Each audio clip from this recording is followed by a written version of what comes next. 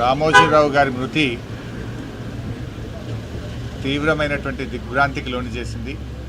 ముఖ్యంగా వారి మృతి యావత్ తెలుగు ప్రజలకు మొత్తం దేశానికి కూడా ఒక తీరని లోటుగా మనం చెప్పుకోవచ్చు.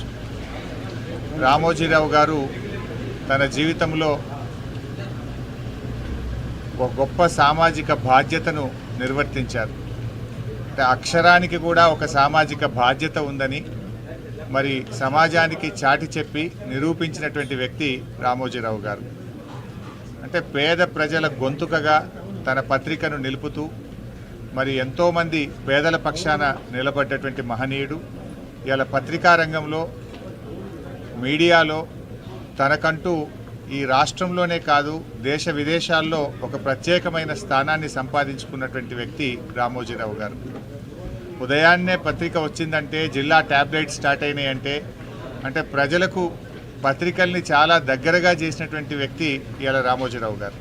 అంటే వారు నిజంగా ఈరోజు ఈ తెలుగు ప్రజలందరికీ ఇటు తెలంగాణ కావచ్చు, ఆంధ్రప్రదేశ్ కావచ్చు, దేశ విదేశాల్లో ఉండే తెలుగు ప్రజలకు అత్యంత సుపరిచితుడైనటువంటి వ్యక్తి. తనకంటూ ఒక చెరగని ముద్ర వేసుకున్నారు. ఇవాళ ఈ హైదరాబాద్ నగర అభివృద్ధిలో కూడా తన పాత్ర ఉన్నది.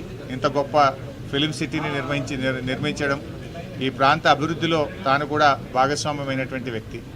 మరి అలాంటి గొప్ప వ్యక్తి ఈరోజు మన మధ్య లేకపోవడం చాలా బాధాకరం.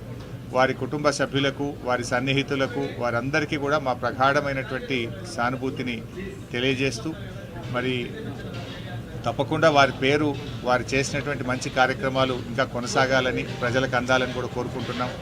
తెలుగు భాష అభివృద్ధి పైన కూడా తెలుగు భాష నిలబడాలని, తెలుగు భాష 10 కాలాల పాటు ప్రజలందరికీ